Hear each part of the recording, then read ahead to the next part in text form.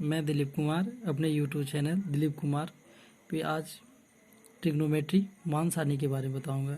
इससे पहले मैं आपको ट्रिग्नोमेट्री के कुछ फार्मूले और ट्रिक्स दिए थे। इसमें हम आपको ट्रिग्नोमेट्री फंक्शन के बारे में भी बताए थे। ये ट्रिग्नोमेट्री में कुछ इसके मान के बारे में बताते हैं, जैसे 0 डिग्री, 30 डिग्री, 45 डिग्री। ये मान किस तरीक़ा से निकलता है और किस तरीक़ा से आप याद रखेंगे, इसके लिए हम आपको बताते हैं कि किस तरीक़ा से आपको करना है। जैसे sine theta, cos theta, tan theta, cosec theta, sec theta, उसके बाद कॉट थीटा। अब इसमें हम देख लेते हैं 0 डिग्री से लेते हैं, स्टार्ट करते हैं 0 डिग्री, उसके बाद 30 डिग्री, उसके बाद 45 डिग्री, उसके बाद 60 डिग्री, उसके बाद 90 डिग्री। अब इसमें हम साइन की वैल्यू की बात करते हैं, तो साइन 0 डिग्री का वैल्यू 0 होता है। ये इसको आपको ध्यान रखना होगा, साइन 0 डिग्री का वैल्यू 0 होता है। चलिए सर, साइन 0 डिग्री का वैल्यू 0 होता है। उसके बाद आपको 30 डिग्री का वैल्यू 1/2, 45 डिग्री का वैल्यू 1/√2, 60 डिग्री का वैल्यू √3/2 एंड 90 डिग्री का वैल्यू 1। आपको ये एक तरीक़ा से आपको ध्यान रखना होगा। मान लीजिए आपको ये ध्यान है तो आप इससे 3 निकाल सकते हैं। अगर आपको ये याद है तो इससे आप 3 निकाल सकते हैं। मीन्स आपको ये इसका रिवर्स आप जानते हैं कि कोसेक होता है, कोसेक का भी निकाल सकते हैं। आपको ये याद होगा तो आप इसे कोस का भी निकाल सकते हैं। अब ये कैसे निकलेगा वो आपको हम बताएंगे कि किस तरीक़ा से निकलेगा। पहले हम आपको कोसेक का निकाल के दिखाते हैं। तो कोसेक का निकालिएगा तो हम जानते हैं कि 1/sin theta equal to cosec theta होता है, या cosec theta equal to sine theta होता है। आप ये जानते हैं इस बात को। तो ये साइन 0 डिग्री है, तो साइन 0 डिग्री है, तो अगर हम ये 0 है तो इसका 1/, हो जाएगा। तो 1/0 आप अगर लीजिएगा, आप ये 1/0 लीजिएगा तो ये आ जाएगा आपको इन्फिनिटी, अपरिभाषित, परिभाषित,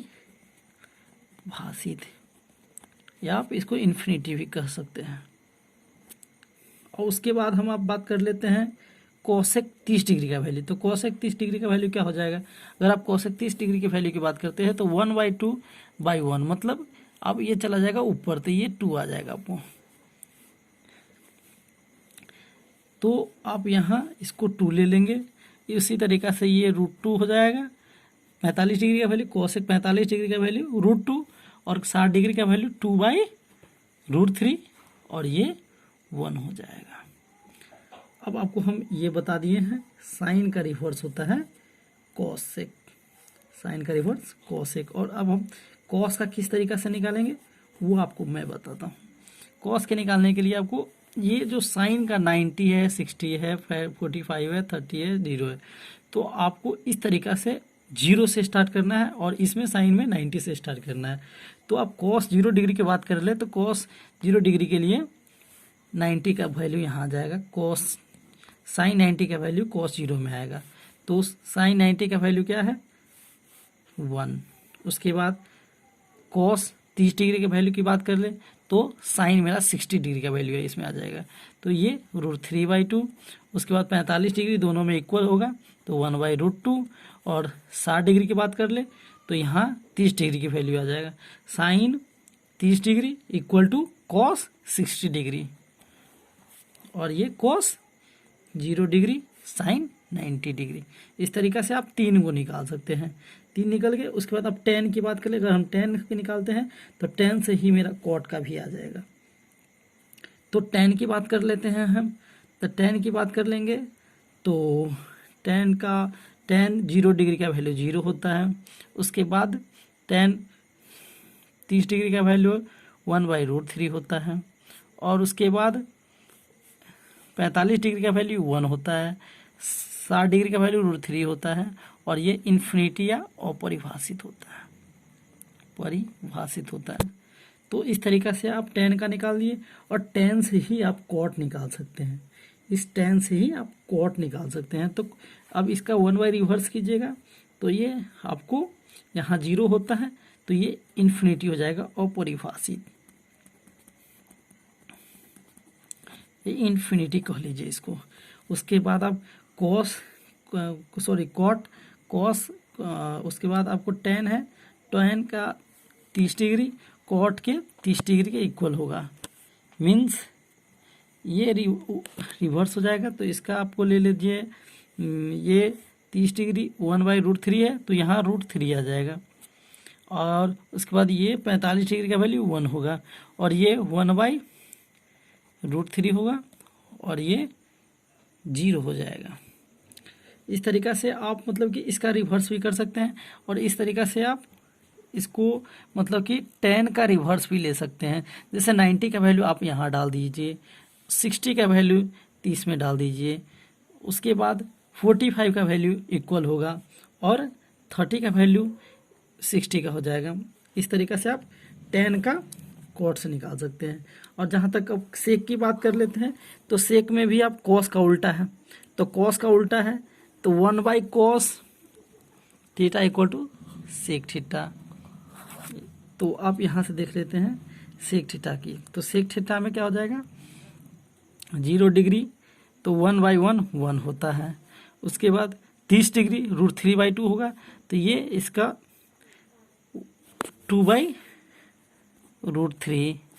उसके बाद 45 डिग्री ये क्या हो जाएगा, 45 डिग्री cos 45 डिग्री 1/√2, तो sec 45 डिग्री √2। उसके बाद 60 डिग्री 2/,